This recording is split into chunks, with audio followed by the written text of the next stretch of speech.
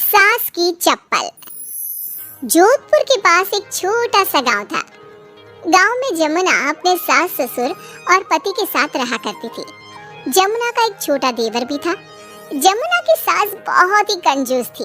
एक दिन शाम के वक्त, अरे सासू माँ, ये कहीं करो, पाव भर सब्जी लाया हो, पूरे घर के वास्ते खाना बनाना है, काम किया चाले। जमुना की सास कहती है, अरे बिंदड़ी, घनी महंगाई हो रखी है, जितनी सब्जी रखी है उसमें ही काम चला ले। तो देवर बोल पड़ता है, कोई ना भाभी सा, मैं थारे लिए सब्जी लेकर आता हूँ। अरे काय करे छोरा, पैसा खर्च करने की कोई जरूरत ना है। इसी तरह से जमुना की सास हर बात में कंजूसी किया करती थी। एक दिन जमुना ने देखा कि उसकी सास की चप्पलें काफी घिस चुकी हैं और ये देखकर जमुना ने उन चप्पलों को घर के बाहर फेंक दिया। अरे बिंदड़ी, हमारी चप्पल ना मिल रही, थारे को पता है कि कठे है।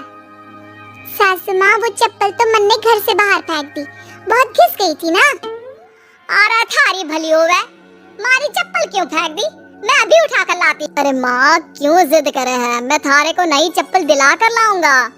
अरे रहने दे, तू भी बिंदड़ी की जबान बोलने लगा है। नहीं चाहिए चप्पल मने, हमारी पुरानी चप्पल घड़ी पसंद है। अरे माँ, भाई ठीक तो कह रहा है, छोड़ ना पुरानी चप्पलों का चक्कर, चल मैं थारे को नई चप्पल दिला के लाता हूँ। लेकिन जमुना की सास किसी की बात नहीं सुनती और घर के बाहर से किसी तरह चप्पलों को उठाकर वापस ले आती है और फिर से उन्हीं को पहनने लगती है।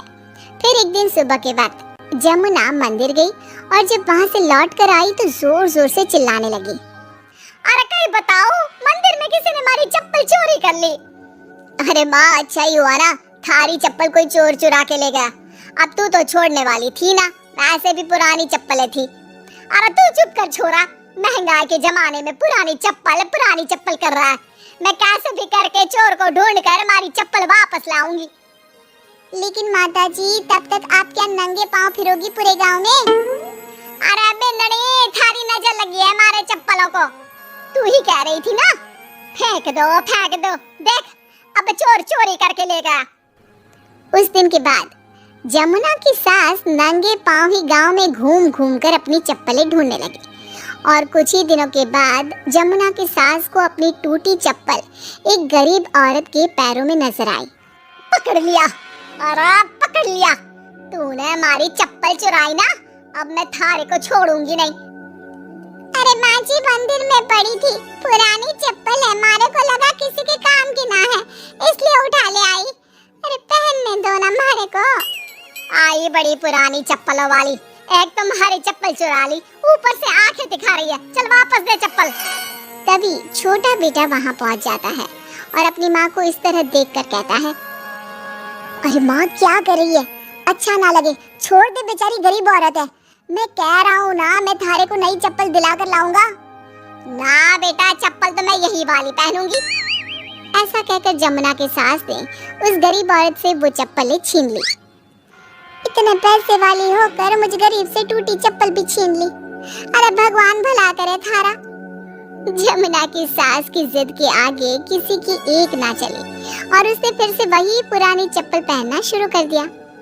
एक दिन जमुना का पति बिना अपनी माँ को बताए उनके लिए सुंदर जूतियाँ लेकर आ गया और उसने वही जूतियाँ लाकर अपनी पत्नी जमुना को दिखाई। देख जमुना, माँ के वास्ते कितनी सुंदर जूतियाँ लाया हूँ, माँ देखेंगी तो खुश हो जाएंगी। आप तो जूतियाँ ले आए हो, लेकिन सासू माँ ये जूतियाँ पहनेंगी ना, वो तो अपनी पुरानी चप्पल ही पहनने वाली है। अरे जमुना, एक बार चलकर माँ को देते हैं ना ये जूतियाँ, क्या पता पहनने को राजी हो जावे। माँ देख तो, थारे वास्ते मैं कितनी सुंदर जोधपुरी जूतियाँ ले आया हूँ।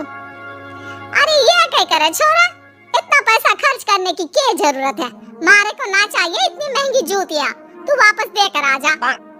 जमुना और उसके पति के बार बार कहने पर भी जमुना की सास नई जूतियाँ नहीं पहनती। जमुना नई जूतियों को उठाकर अलमारी के अंदर रख देती है, क्योंकि दुकान वाला भी अब उनको वापस लेने को तैयार नहीं था। कुछ दिनों के बाद एक दिन सुबह के वक्त अचानक से जमुना की सास की जोर जोर से चिल्लाने की आवाज आती है। आवाज सुनकर जमुना, उसका पति और देवर तीनों दौड़कर घर के आंगन की तरफ आते हैं और वहां पर देखते हैं कि जमुना की सास आंगन में जमीन पर गिरी हुई पड़ी थी। अरे माँ, ये क्या हो गया? अरे मैं तो आंगन में गिर गई।